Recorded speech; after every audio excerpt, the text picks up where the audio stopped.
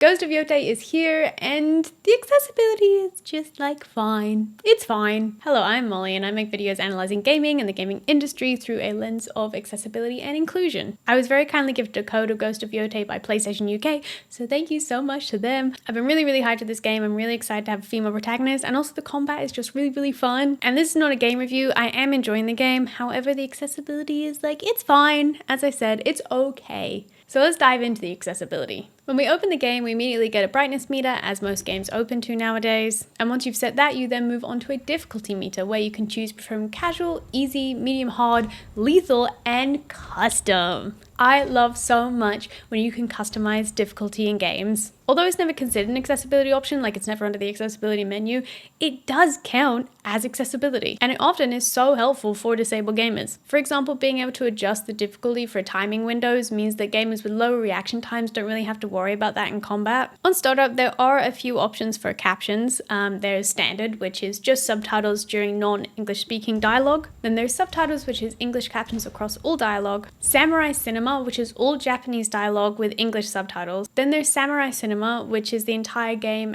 is in Japanese with English subtitles. And then there's, I hope I'm pronouncing this correctly, Kurosawa mode, which is the same, but there is a black and white filter over the game. I always think it's important to have captions on startup, because then when you enter the game, especially if a game opens on a cutscene like this one does, you then have captions going into the game and you don't miss that opening where you have no captions until you're able to set them once you get past that opening cutscene.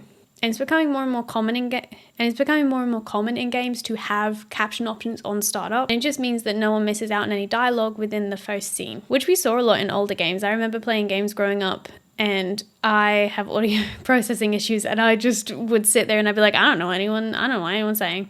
I have no idea what's going on in this game. So I am really glad that it is becoming more common within games to have this as a startup option. The captions themselves are quite descriptive in terms of emotional description. One of the big things missing from this game, and also AA and AAA games coming out at the moment, it's so rare, is audio description, which is a real shame. I really want to see more audio description options within games. There are also no sound indicators at all within the game, which just means that people with no vision or low vision are maybe going to miss out on being able to play this. And it's a little bit disappointing, particularly when we've seen games coming out in recent years that have sound indicators during combat. Like, we've seen it can be done, so let's just do it more. During the opening of the game, you have to use the PlayStation touchpad. And as much as I personally do think that the touchpad on the controller should be utilized more, not being able to turn this off can cause a real barrier for disabled gamers. It can be really difficult for people with low dexterity or people with limb differences to be able to use this. Although you don't have to be super accurate, so even for myself with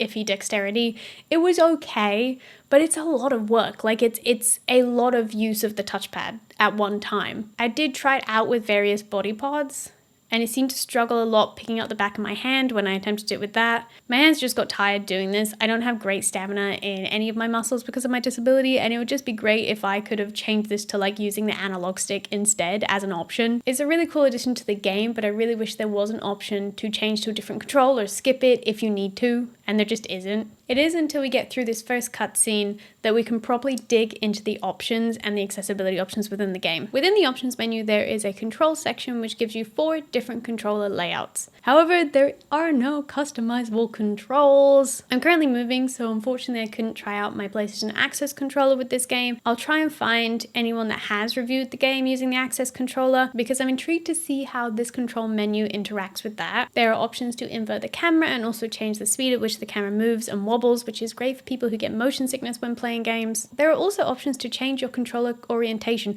which is really helpful for anyone that uses a custom controller setup. There's also options to lower or to turn off the feedback on the adaptive triggers, which I always turn off just because it's really difficult on my hands. There is also a gameplay section to the menu, where we once again have the option to change or customize the difficulty. There is a target lock toggle, which is super handy for removing the extra controls of manually holding focus on various targets. You can also set it to lock on defeat, which is really handy. So when you kill an enemy, it automatically locks onto the next available target, Once again, removing just a few steps and controls during combat, which is great for people who have trouble with dexterity or reaction time. There's also a great toggle for turning on and off training reminders, which will prompt players with control reminders throughout the game, which I love. It's great for cognitive accessibility. It's also great just for people if you set the game down for a while and come back to it, and that means you can pick it up. You don't have to Google any controls. You don't have to go into the menu and look at controls. It'll just prompt you. Moving on to the audio menu, there are the usual volume sliders for various types of audio, including dialogue, music, sound effects, cutscenes, and the audio that occasionally comes out of your PlayStation controller if you have it turned on. It's always great to be able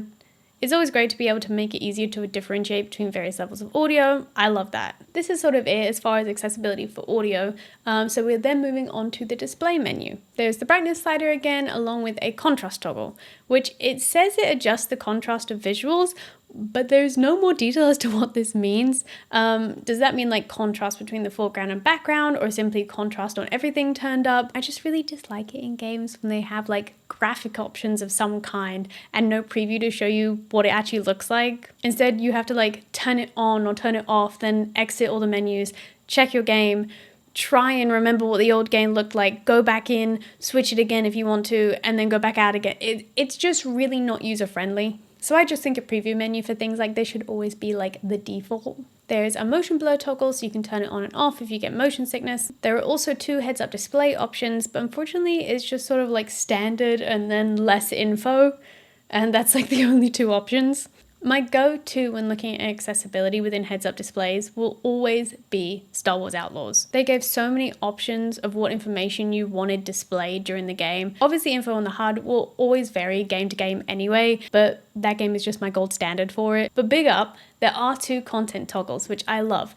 There is one for showing blood and one for showing dismemberment, so you can turn either one on or off. And I love, love, love that games are doing this more. Like, just games taking into account, like, the actual content of their games and phobias and things like that, and it just allows more people to play and not having to avoid those kind of things. I love it. It's so good. Then there's a dedicated accessibility menu. Yay! Even if a game doesn't have a huge range of accessibility options, it's always still so wonderful, like to me, when they have a dedicated accessibility menu, because it just normalizes having these accessibility options in games. It doesn't sort of other them. It's really great for inclusion, and I just really love seeing dedicated accessibility menus in game. Under the accessibility menu, we have more subtitle options, including adding a background to subtitles. You can't edit the background anyway, which would be preferable. Like, you can't change the opacity of the background or even the color. You can change the subtitle color with a choice between white, yellow, blue, red, and green, and you can also change the size of the subtitles to be larger. Again, there's no preview for this, so you just have to exit out the menu, then go back in again, and go from there. There's no preview of it, and there's no various sizes, it's just normal or larger. There's an enhanced combat queue toggle, which gives a visual indicator of when to dodge and parry, which is great for people that want more of a visual signal, and also for those with cognitive disabilities. And similarly, there is a toggle to turn up the visibility of the guiding wind, which essentially just makes it more clear within the game, so it stands out more rather than feeling part of the atmosphere, which, along with being really helpful for gamers with disabilities, it's also just a really great quality of life addition. There's also options to have a center dot in the screen at all times, which is really great for people with motion sickness once again, and also great for people with varying levels of vision in each eye, and you can choose between small, medium, or large for it. However, you cannot change its color. You can't make it more subtle or less subtle or anything like that. It is just big or smaller. There's a toggle to turn off rapid button presses, once again great for those with lower dexterity or reaction times, and similarly there's a toggle that they've called simplified button holds, which will turn certain hold controls to a tap instead. However, it's not really clear which controls this will be. Once again, I'd love it explained, because there may be times when you can do a hold and other times when you can't do a hold, so it'd be really great to have more information on that. There is aim assist, which is always great. There are visual indicators for projectiles and thrown objects from off screen, which is fab just to have that extra indication among the chaos of combat. One thing that does kind of make me a little bit is that there are white flashes within the game, within the combat, and although it's only a single flash, it fills the entire screen, and I just think entire screen flashes should be avoided at all costs, just in case, just for everybody's safety. There is an option to turn it black, which is helpful, but once again, I just think you should avoid all full screen flashes no matter what across all forms of media, and there's no way to turn it off. You can turn it to black, you can turn it to white. There is no way to actually turn the flash off, which I feel like is a little iffy in my book. As you play through the game, obviously the game introduces you through tutorial levels, and I do think that the tutorials for the combat are fairly easy to follow, and they build your knowledge of the game mechanics as you play, which I really like. I like games that show you and don't tell you. Like, they give you the controls and let you play so you can store it in your muscle memory rather than reading lots of text or information. And that's kind of it for accessibility in Ghost of YOTEI. I will say I am enjoying the game.